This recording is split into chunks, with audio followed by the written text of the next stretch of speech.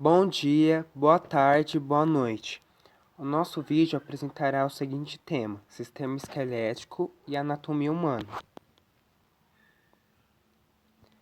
Os integrantes são o Bruno Santos, Elisa Silva, Gabriela Bolinário, Júlia Arruda, Gustavo Pereira, Mariana Mello, Marcos Gabriel e Natália Carvalho.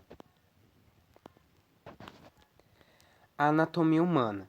A anatomia humana é o campo da biologia responsável por estudar a forma e a estrutura do organismo humano, bem como as suas partes.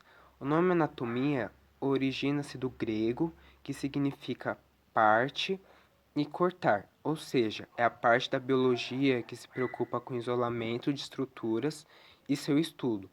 A anatomia utiliza principalmente a técnica conhecida como dissecação, que se baseia na execução de cortes que permitem uma melhor visualização das estruturas do organismo. Essa prática é muito realizada nos cursos da área da saúde, tais como medicina, odontologia e fisioterapia. A tecnologia auxiliou muito também a anatomia, com o uso de microscópios. A história da anatomia humana. Acredita-se que as primeiras dissecações em seres humanos tenham acontecido no século II a.C., por intermédio de Herófilo e Erasistrato, em Alexandria. Após esse período, a área ficou praticamente estagnada, principalmente em decorrência da pressão da Igreja, que não aceitava esse tipo de pesquisa. Os estudos na área retornaram com maior força durante o Renascimento, destacando-se nesse período as obras de Leonardo da Vinci e Andrés Vesalius. Aquele ganhou notoriedade na anatomia por seus espetaculares desenhos do corpo humano, nos quais trabalhou por 15 anos. Para a feitura deles, esse importante artista fez vários estudos, participando inclusive de dissecações. O primeiro atlas de anatomia foi produzido em 1543 por Vesalius, atualmente considerado o pai da anatomia humana. Seu livro quebrou falsos conceitos e contribuiu para um aprofundamento maior na área, marcando assim sua fase moderna. As divisões da anatomia. A anatomia humana foi e é, sem dúvidas, extremamente importante para a compreensão do funcionamento do corpo humano. Atualmente, podemos dividi-la em várias partes e duas delas merecem destaque: a anatomia sistêmica e a regional. A anatomia sistêmica estuda os sistemas do corpo humano, tais como o digestório e o circulatório. Ela não se preocupa com o todo, realizando uma descrição mais aprofundada das partes que compõem um sistema. A regional, ela estuda o corpo humano por regiões e não por sistemas. Esse estudo facilita na orientação correta ao analisar-se um corpo. Os principais sistemas é o sistema tegumentar, esquelético, muscular, nervoso, cardiovascular, respiratório, digestório, urinário, endócrino e reprodutor. Introdução ao sistema esquelético. O sistema esquelético, ou o esqueleto humano, consiste em um conjunto de ossos, cartilagens, ligamentos e tendões que se interligam para formar o arcabouço do corpo e desempenhar várias funções. Conceito de ossos. O osso é um tecido vivo, complexo e dinâmico, uma forma sólida de tecido conjuntivo que forma a maior parte do esqueleto e é o principal tecido de apoio do corpo, é o que nos mantém de pé.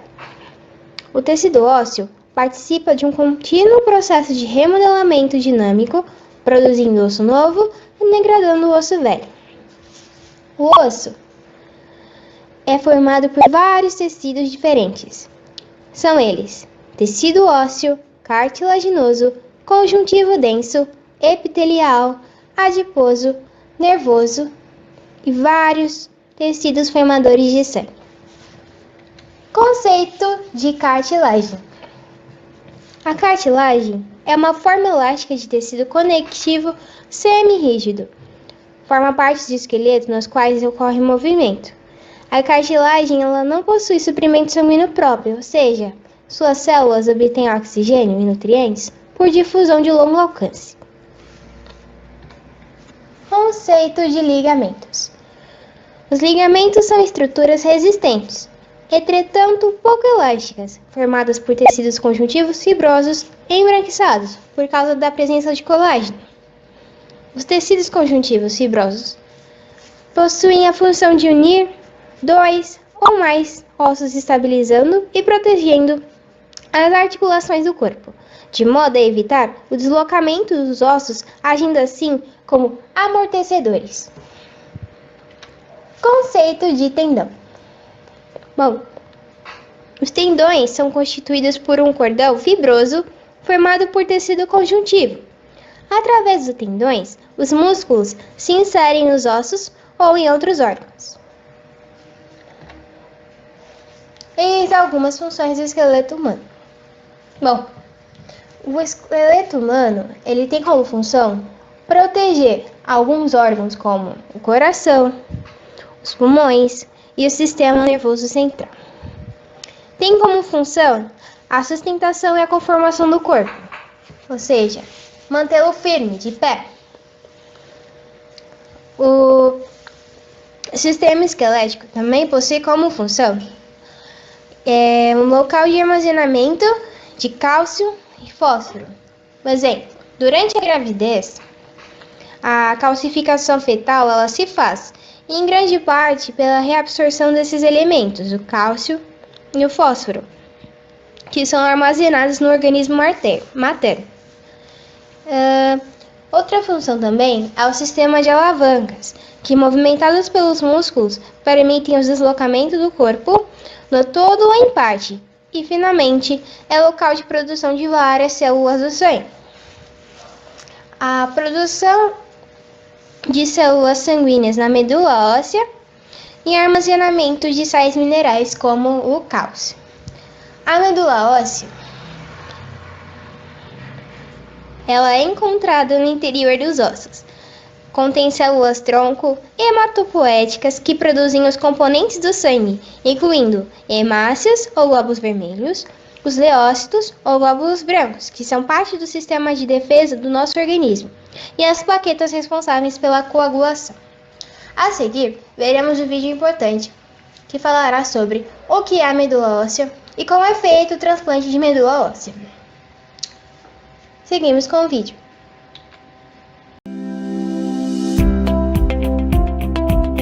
Antes da gente falar o que é transplante de medula óssea, a gente tem que falar um pouco o que é a medula óssea.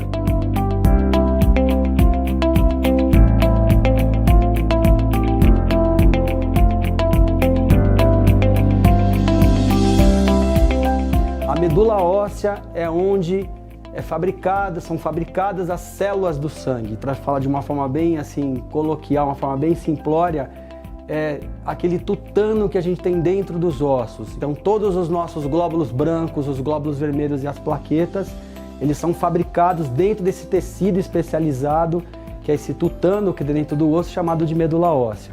O transplante de medula óssea é uma modalidade de tratamento bem especializado, que na sua essência é você trocar uma medula deficiente ou que não está funcionando de forma adequada por uma medula sadia. Ou mesmo não trocar, a gente pode usar o próprio tutano da própria pessoa que está com uma doença, que a gente chama de transplante autólogo. O alogênico, que é a outra modalidade, aí sim, você tem que trocar uma medula que está enferma, doente, por uma medula de um doador sadia. Então a gente tem os transplantes ditos aparentados, em que o doador ele faz parte do núcleo familiar. E tem os transplantes não aparentados, aquele em que você não consegue encontrar um doador no núcleo familiar e você cadastra essa tipagem HLA num sistema que existe no Brasil, chamado Registro de Receptores de Medula, que é o REREME, e o sistema vai fazer uma busca entre os doadores cadastrados no sistema num outro órgão chamado REDOME, que é o Registro de Doadores de Medula, e faz esse cruzamento de informações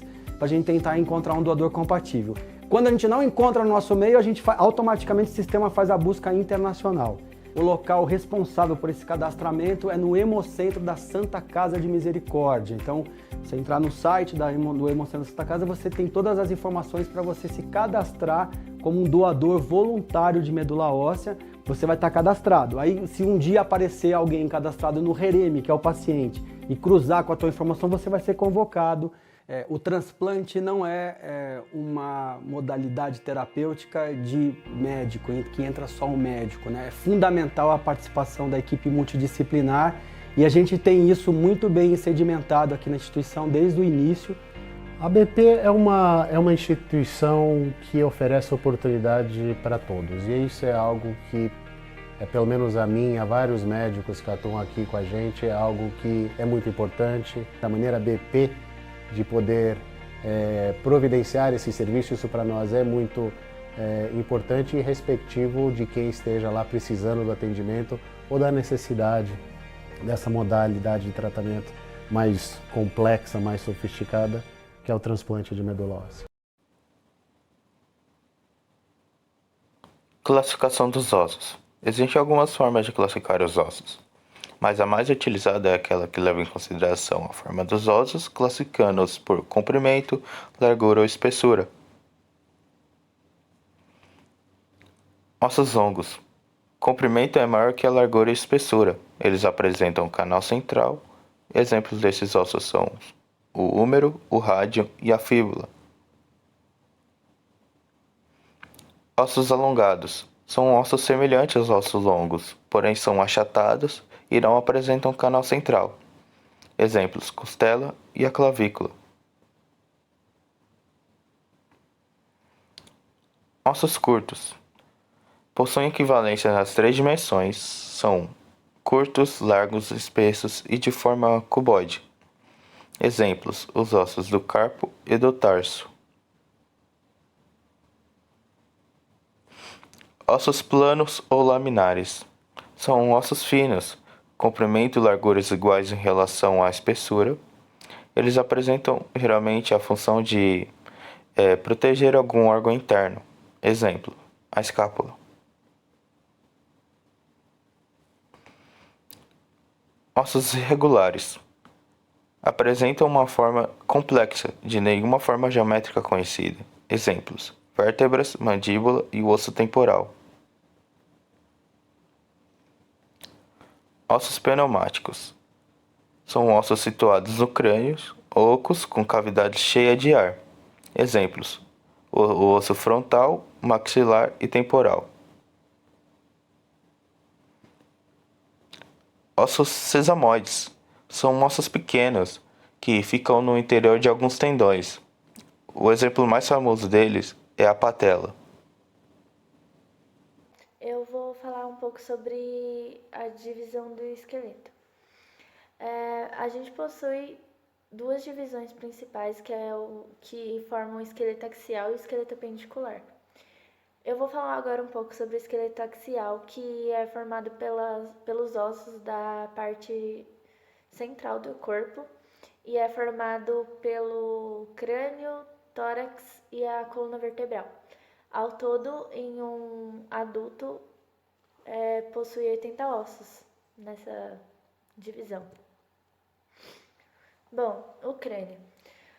O crânio possui 2 divisões, que é o neurocrânio e o viscerocrânio. O neurocrânio é a calota craniana e possui 8 ossos, e o viscerocrânio são os ossos da face, que possui 14. O crânio é responsável por proteger o encéfalo, vasos e órgãos sensoriais.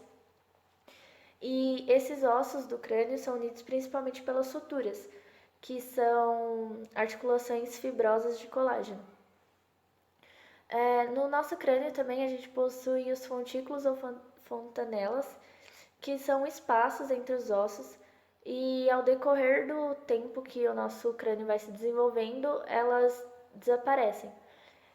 São 6 ao todo em um recém-nascido, e na imagem ao lado a gente consegue ver o nome de todas elas. Também, dentro das suturas, ou seja, no meio dos ossos, possuem os ossos suturais, que são supranumerários, ou seja, o número deles varia de crânio para crânio, e eles estão presentes principalmente na sutura lambidoide. Bom, e aqui na imagem vocês podem perceber o nome dos principais ossos que dá para ver na visão lateral tanto do viscerocrânio quanto do neurocrânio. E eu trouxe o nome de 3 ossinhos que estão presentes no nosso ouvido médio, e por muitos eles não são considerados pertencentes ao crânio, mas eles estão na região da cabeça, então vale falar o nome deles, que é o martelo, a bigorna e o estribo. Também eu trouxe uma imagem do maior forame que possuímos no nosso crânio, que é o forame magno. É ele que dá espaço para passar todos os nervos e terminações que vêm da coluna vertebral até o cérebro. Ele faz esse ligamento. E forames são espaços nos ossos que permitem essa passagem, tanto de vasos quanto de nervos e tudo mais. Bom, nessa imagem a gente consegue perceber aí, quem quiser dar um pause para ver o nome certinho e onde o osso está localizado, mas é só para facilitar a visualização. E a baixa do risco no viscerocrânio que eu fiz é para mostrar melhor onde estão os ossinhos que são mais difíceis de serem encontrados, que estão na região do nariz, que é o palatino, lacrimal, vômer e a concha nasal inferior. Bom, o ocioide. O ocioide, ele é um osso ímpar que não está ligado aos ossos do crânio e nem da face, mas ele é um osso super importante porque ele que dá sustentação à nossa língua. Ele tem formato de ferradura e é sustentado pelos músculos do pescoço. Bom, a coluna vertebral. A coluna vertebral ela é o eixo que sustenta o esqueleto humano, dá movimento para o nosso crânio e auxilia na nossa postura. Ela é o eixo de comunicação entre o sistema nervoso periférico e o central. E ela é dividida em 5 regiões e 4 curvaturas, que eu vou falar mais adiante. E ela é formada por ossos irregulares, que se chamam vértebras, e que são intercaladas com discos intervertebrais. Bom, as curvaturas laterais. Possuímos a curvatura cervical, a torácica, a lombar e a sacral. Elas são naturais da nossa coluna numa vista lateral, mas se houver um aumento da curvatura torácica, damos o nome de hipercifose ou hiperlordose caso o aumento seja na curvatura lombar. Também na vista posterior ou anterior, se houver uma curvatura, damos o nome então de escoliose. Nessa imagem que dá para perceber melhor a escoliose, hipercifose e hiperlordose. E agora as regiões vertebrais, que são 5, como eu mencionei, e ao todo a coluna é formada por 33 vértebras. E elas são nomeadas conforme a sua região. Então, a região cervical, torácica, lombar, sacral e a coxígea. A cervical possui 7 vértebras, a torácica 12, a lombar 5, a sacral 5 também, só que são 5 vértebras fundidas. E a região coxígea também possui 4 vértebras fundidas. O nome acompanha a primeira letra da região e a posição com número de acordo com o osso que é. Então, vai do C1 ao C7, T1 a T12 e assim por diante. Só as 4 vértebras da região coxígea que a gente dá o nome apenas de cóccix. Bom, as únicas 2 vértebras que possuem um nome próprio, fora essa nomeação, é o atlas e o axis, que é o C1 e o C2. Bom, falando agora separadamente do C1 ou do C2, que é o atlas e o axis, o atlas é uma vértebra que possui um corpo um tanto diferente dos outros, porque ele é em formato de anel e ele é a vértebra que sustenta o nosso crânio. Ele possui a fóvea do dente, que acomoda o dente do áxis. Bom, o áxis é a vértebra cervical mais forte e o seu formato é diferente por possuir um dente, que é acomodado pelo atlas, que permite com que a gente tenha a articulação do pescoço, que a gente consiga mexer a nossa cabeça de um lado para o outro. Falando agora sobre o tórax. O tórax é formado por 12 vértebras, que são as da região torácica, as costelas e o osso do externo. Cada vértebra possui um par de costela, por isso ao todo temos 24 costelas. O tórax ajuda na proteção dos órgãos vitais pra gente, os órgãos da respiração, da circulação e alguns órgãos do abdômen. Bom, o osso do externo. Ele se encontra na região central da nossa caixa torácica, como podemos ver destacado em verde na imagem. E ele possui 3 divisões. O manúbrio, que é essa partezinha de cima, que é uma parte achatada, que é onde ocorre a ligação com a clavícula, o corpo do externo e o processo estifoide do externo, que é como se fosse essa pecinha no final. Na imagem lateral do osso, podemos observar umas profundidades que são onde ocorre o ligamento com as costelas verdadeiras e com a clavícula, como eu disse anteriormente. As costelas. Bom, as costelas são ossos arqueados, alongados, que são denominados como verdadeiras, falsas e flutuantes. Cada par de costela está ligado a uma vértebra, como eu disse, ao todo temos 24 costelas, sendo 7 delas verdadeiras. E como assim verdadeiras? Verdadeiras porque elas vão da vértebra e se ligam ao osso do externo. Há 3 costelas falsas que elas se ligam na nossa vértebra, porém quando chega na parte posterior da caixa torácica, elas se ligam entre si. E 2 costelas flutuantes, que após saírem de encontro da vértebra, ela não se encontra mais em nenhum osso. E como podemos ver na primeira imagem, essa regiãozinha destacada de azul são as cartilagens costais. Por isso que quando a gente vê geralmente um cadáver, a gente observa a caixa torácica dele aberta, as costelas abertas, porque essa região que liga ao osso do externo é composto por cartilagens costais. Bom, agora falando sobre o esqueleto apendicular. O esqueleto apendicular, ele corresponde aos membros superiores e inferiores.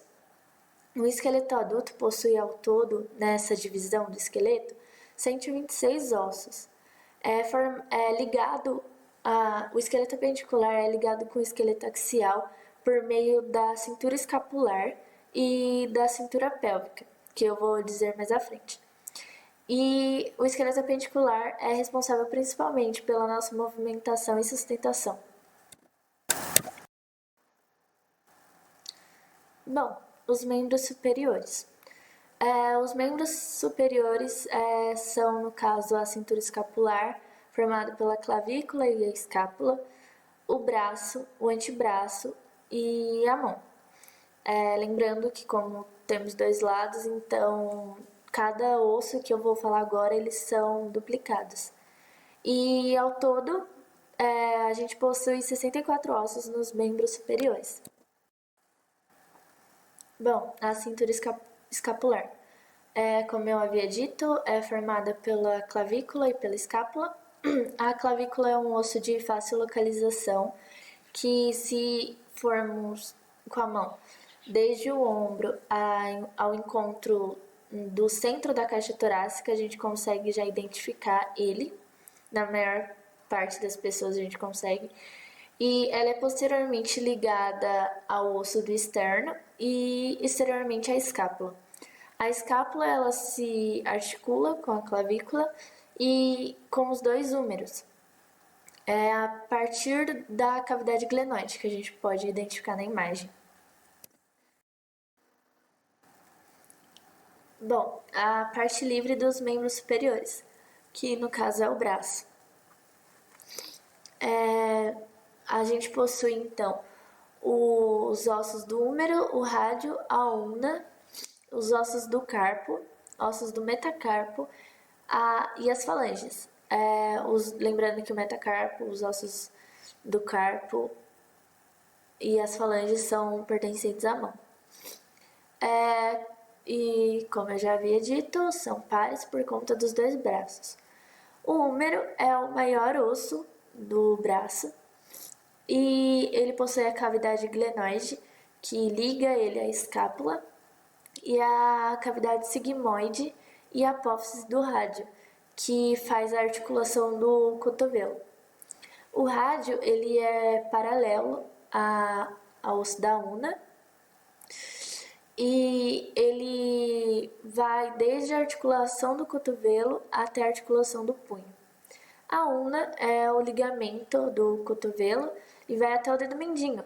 É esse ossinho que a gente consegue sentir também aqui do lado. Agora falando sobre a mão, que ela é composta pelos ossos do carpo.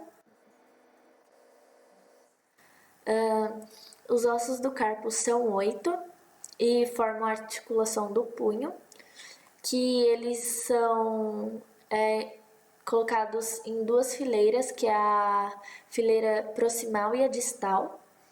Os ossos do metacarpo, que são 5 e são numerados do 1 até o 5 em algarismos romanos, lembrando que eles formam a palma da nossa mão.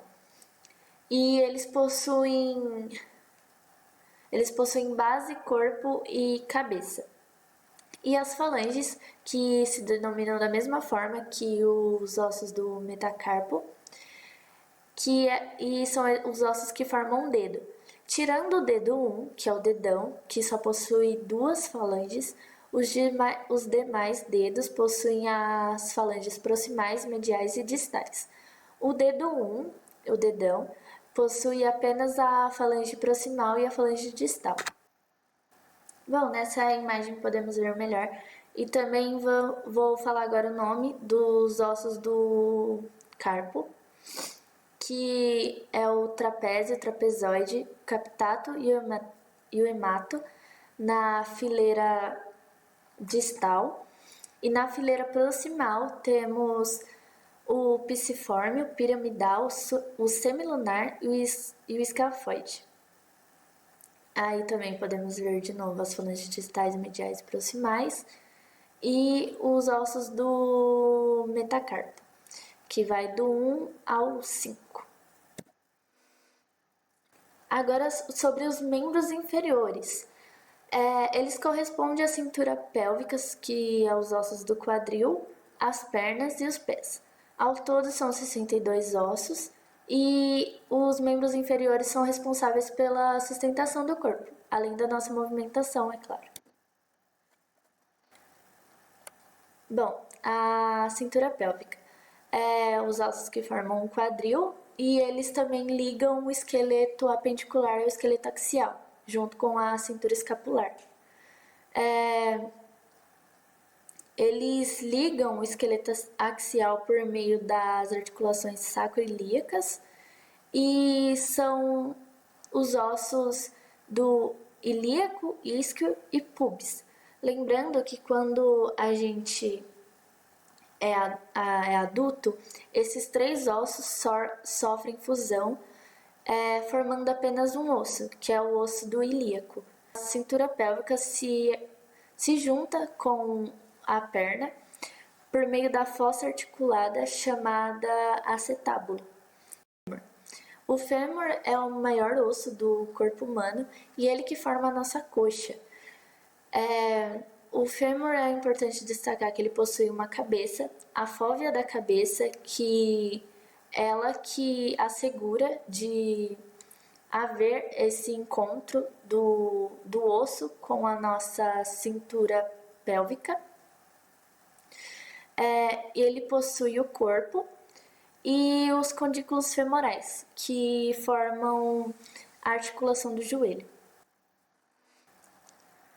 Bom, o nosso joelho, ele possui a patela, que é um osso sesamoide, como o Bruno já citou, e ele se articula com a extremidade distal e anterior do fêmur, e ele protege posteriormente a cartilagem articular do joelho. Bom, agora sobre a canela, a gente possui dois ossos, a tíbia e a fíbula. A tíbia é o osso maior. Ela faz articulação com o joelho e ela se liga diretamente com o fêmur. E ela vai desde o joelho até o tornozelo. Ela não é revestida por músculo na parte posterior, por isso que facilmente a gente consegue sentir esse osso. Já a fíbula fica na parte lateral da tíbia e ela faz a articulação do tornozelo. Ela não liga diretamente com o fêmur, ela está ligada, como podemos ver na imagem também, ela se liga na tíbia. E junto, esses dois ossos formam os maléolos medial e lateral, que são esses como se fossem uns ressaltados que a gente sente no nosso tornozelo, e eles formam a pinça bimaleolar. E sendo assim, a gente consegue mexer o pé lateralmente.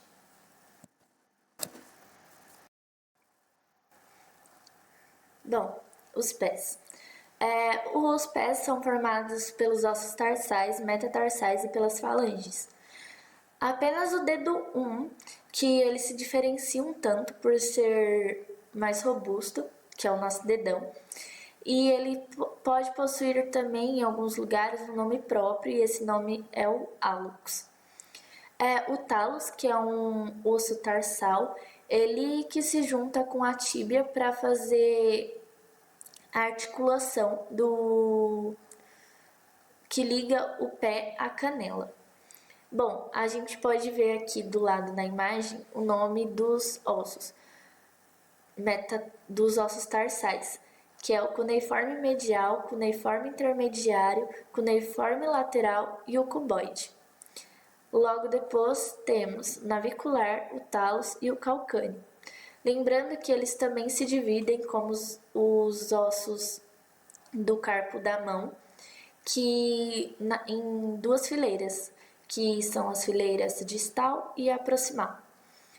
Os metatarsais vão do 1 ao 5, possuem base, corpo e cabeça, e as falanges funcionam como as falanges da mão, que é a falange proximal, a média e a distal. Lembrando que o dedo 1 possui apenas duas, que é a falange proximal e a distal. Articulações. O que são articulações?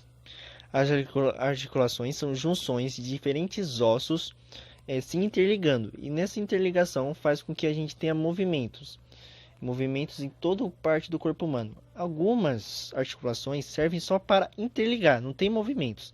Eu vou explicar mais detalhadamente falando das 3 classificações das articulações. A primeira seria a sinastrose, o não sinovial, que seria a parte imóvel. Um exemplo seria na parte do crânio, então é uma parte imóvel, só serve para interligar. A parte cartilaginosa ou anfitriose, que seria outro sistema de articulação, que seria pouco móvel. E outro sistema de articulação, com movimentos mais amplos, seria a parte da diartrose ou sinovial. Eu vou explicar primeiramente sobre sinastrose ou não sinoviais, que seria a parte não móveis, um sistema de articulação não móvel. Ele é não móvel por conta do seu tecido juntivo. A sua interligação são chamadas de suturas, e essas suturas são bem rígidas. E essas suturas rígidas fazem com que a gente tome menos impactos e sinta menos dores. E existem exemplos de suturas, e duas são principais, que seria a sindesmose e a gonfose. A sindesmose, um exemplo seria na parte ali da canela, o osso da canela, que seria ali no joelho, do pé, a canela. Existem dois ossos, e esses dois ossos, na margem, tem articulação interligando eles dois. Então, seria uma parte só para interligar eles dois. A parte da gonfose seria na parte do dente e da gengiva, onde tem uma articulação interligando eles dois. Ou seja, ali no pino do dente, nos dois pinos, tem uma articulação dentro do dente interligando com a gengiva. Agora eu vou explicar a parte do sistema de articulação cartilaginosa ou anfitraose. O nome é cartilaginosa por conta do seu tecido juntivo, que é a membrana de fibrocartilagem. E essa fibrocartilagem é um tecido bem rígido, não tanto quanto as suturas, mas é rígido, limitando movimentos, por isso que são pouco móveis. E são também excelentes para absorver choques, ou seja, causar menos dores quando houver o impacto, e são um ótimo sistema de amortecimento. Agora existem subtipos de anfitraoses, ou seja, existem duas, típicas e sínfises. Atípicas têm o tecido juntivo fibrocartilaginoso, só que com ele tem os discos. Um exemplo seria na coluna vertebral, tem vários ossos e dentre eles tem os discos, permitindo que a gente tenha movimento na coluna vertebral.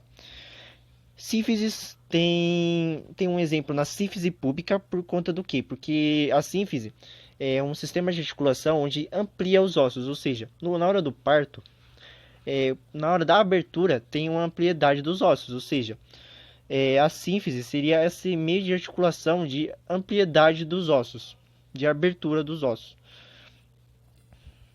Agora eu vou falar sobre articulações sinoviais ou de artroses, que seriam a parte do sistema de articulação onde é o mais amplo, com movimentos amplos. Só que esses movimentos amplos exige desgastura. Só que não desgasta tanto por conta do que? Do líquido sinovial, que contém nessas junções dessas articulações. Serve para quê? Para lubrificar essas juntas, porque são movimentos amplos, tem a desgastura, então esse líquido sinovial lubrifica para que não haja o desgasto dessas articulações. Existem separações de juntas sinoviais, existe 3. A simples, com apenas 2 superfícies articulantes, um exemplo seria a quadril e o tornozelo, composta com 3 ou mais superfícies articulantes, seria o pulso, complexa com mais de 2 superfícies de articulação. Só que com ele tem a parte do disco cartilaginoso, um exemplo seria o joelho, ou a fibrocartilagem, clavícula. E tipos de movimentos de artrodial. Um deles seria planar, deslizante ou artróide, onde nas juntas tem meios de translação e rotação, com que a gente tenha movimentos amplos. Um exemplo seria no carpo da mão, porque exige muita movimentação, que a gente usa muito no dia a dia. E também outro exemplo seria no metatarso no pé, porque a gente também usa muito no dia a dia. Uniaxial, como o próprio nome diz, tem um eixo de rotação. Uni seria um eixo só de rotação, um grau de mobilidade. E um exemplo seria no tronco. Biaxial, 2 eixos de movimentação, ou seja, só tem duas rotatividades. Um exemplo seria o punho. E poliaxial, que seria a parte mais versátil do corpo, por conta que permite fazer vários movimentos amplos. Um exemplo seria no ombro, que no ombro permite fazer flexão, extensão, abdução, adução, rotação e circulação. Todos esses movimentos são a partir desse sistema poliaxial, por conta desses movimentos amplos, então exige muita rotatividade e translação. Explicar sobre artrose e artrite, que são inflamações de desgaste na parte das articulações. Artrose, o início do problema é na cartilagem, e artrite na membrana sinovial. Primeiramente eu vou explicar sobre a artrite. A artrite é um problema de inflamação na parte da articulação, ou seja, o seu... agora eu vou explicar a parte da artrose e artrite, que são a parte da inflamação e desgaste dos ossos. Artrose seria o início do problema na cartilagem e artrite na membrana sinovial. Primeiramente eu vou explicar artrite. Artrite é a parte da inflamação na parte da articulação. E ela é feita por conta das bactérias e dos vírus, ou seja, tem uma inflamação por conta disso, limitando a parte dos movimentos, tendo inchaço, vermelhidão, sentindo muitas dores. E a parte da artrose seria por conta do excesso de peso, exercícios repetitivos, movimentos repetitivos, causando desgastes nos ossos, ou seja, o líquido sinovial que impede com que haja esse desgaste por conta da lubrificação, o líquido sinovial vai acabando por conta que muitos movimentos repetitivos e também o excesso de peso permite com que esse líquido sinovial não funcione, acabe esse líquido sinovial. Então, essas áreas mais afetadas da artrose e da artrite, a artrose seria na mão, joelhos, quadril e coluna. Agora na artrite seria na mão, pés, joelhos, cotovelos e ombros. Tratamentos teria parte do exercício físico, claro, moderado, né? Perda de peso e bolsa de gelo. Agora na parte de medicamentos seria a parte de anti-inflamatórios e analgésicos. E casos mais graves, aí exigem cirurgias para que não ocorra de ter problemas ainda maiores. As fraturas. As fraturas podem ser traumáticas, que acontecem com acidentes, patológicas, que são aquelas que ocorrem sem explicação ou devido a pequenas pancadas, assímples, que apenas o osso é atingido, fraturas expostas, complicadas e incompletas. As expostas, a pele é perfurada, conforme a primeira imagem, havendo visualização do osso. Há complicadas, que afetam outras estruturas além do osso. E as incompletas, que são lesões que geram quebra do osso.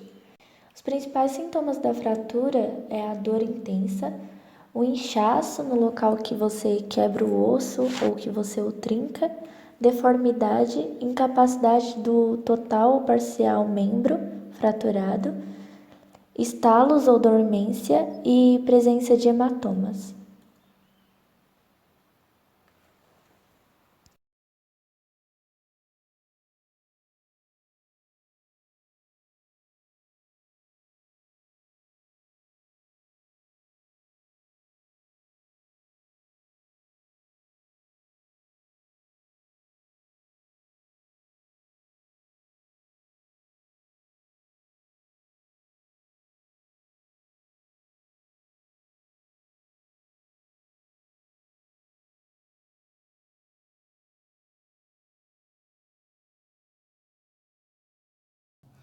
Bom, agora vou falar um pouco sobre as doenças ósseas. E vou começar pela osteoporose, que a osteoporose é uma condição de enfraquecimento dos ossos causado por problemas na produção de hormônios, baixa exposição à luz solar, sedentarismo, tabagismo, alcoolismo e histórico familiar. E a osteoporose, o enfraquecimento dá pela falta de complexos de minerais nos ossos. Logo após, tendo a osteopenia. A osteopenia é a diminuição da massa óssea e, se não for tratada rapidamente, pode evoluir para um caso mais grave, sendo a osteoporose. E a osteopenia, ela não apresenta dor nem sintomas. E o causador é a alta exposição ao sol, a idade avançada, o tabagismo, o alcoolismo e a desnutrição. Após, nós temos o reumatismo. O reumatismo, ele se caracteriza por doenças nas articulações, nos músculos, nos ligamentos e nos tendões. E geralmente aparecem em pessoas com mais idade e provocam dor, deformações e limitações nos movimentos. E o reumatismo, ele pode caracterizar quase 300 doenças. Tendo também o tumor ósseo, que é um tipo de câncer que atinge qualquer osso do corpo, mas geralmente ele afeta os ossos longos dos braços e das coxas, a coluna e a bacia. E é muito raro esse câncer causar morte, mas mesmo assim são extremamente perigosos e necessitam de um tratamento pesado. E eles podem aparecer como tumores malignos, cancerígenos e até se espalharem pelo corpo. Ainda não sabe o certo que acontece, mas acreditam que ocorre um erro no DNA das células. E por último, nós temos a lordose, que a lordose é o nome dado para a curvatura excessiva na coluna espinhal. E a curvatura, ela fica para dentro. E como para todas as doenças, é recomendado o consumo do cálcio, vitaminas, minerais, a prática de exercícios, o banho de sol moderado e o cuidado com o sobrepeso. E a lordose também tem que procurar sempre manter a postura corporal ideal para cada situação. E agora nós temos os alimentos, começando pelo leite, que o leite ele carrega a maior quantidade de cálcio e é a substância mais importante para a formação dos ossos. E é aconselhado que ambos os sexos consumam 100 mg de cálcio por dia, enquanto aqueles que têm mais de 50 anos, que têm mais idade, precisam de doses de 1.200 mg. Também tendo os derivados do leite, que são como o iogurte e o queijo. E um copo de iogurte, ele possui 250 ml, quase a mesma quantidade de cálcio que um copo de leite. Tendo também a sardinha e o salmão. O salmão, ele é rico em vitamina D e ajuda a absorção do cálcio pelo organismo. E além disso, são fontes de ômega 3, que dizem que são as gorduras boas da sardinha. E é a fonte do cálcio da vitamina K e da vitamina D.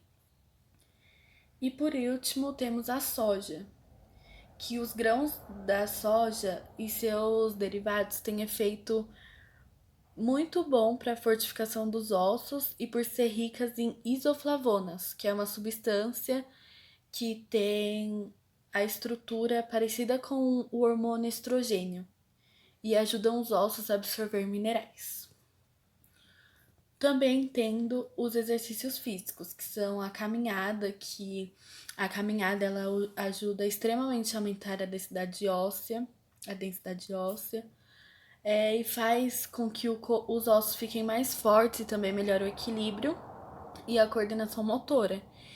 E com isso, diminui os riscos de queda e assim evitando possíveis fraturas. Tendo também a dança, que a dança trabalha diretamente nos ossos do quadril, coluna e da perna.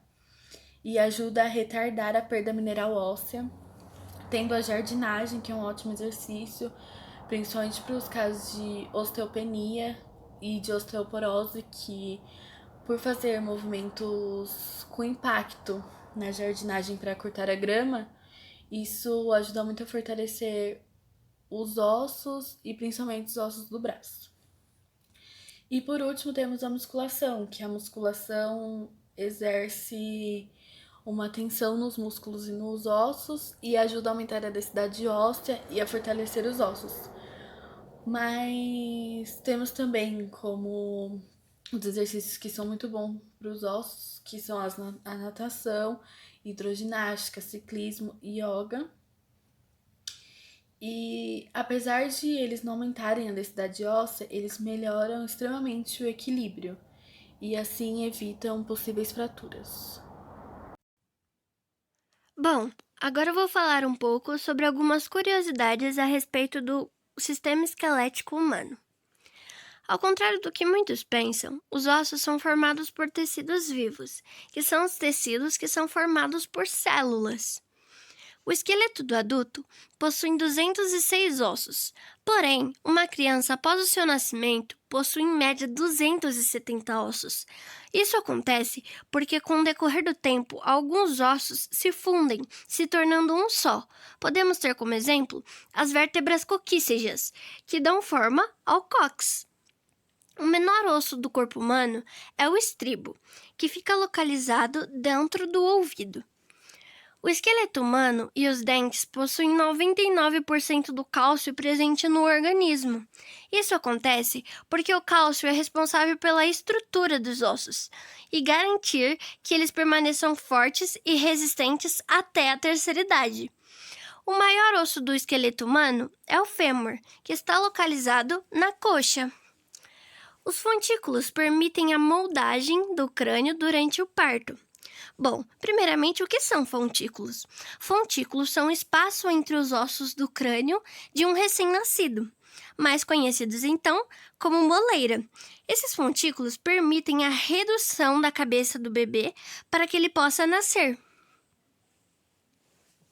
Podemos concluir, então, que os estudos do sistema esquelético e o conhecimento dos ossos que parte do sistema esquelético humano é de extrema importância por desempenhar funções relevantes para o organismo. Obrigado por assistir!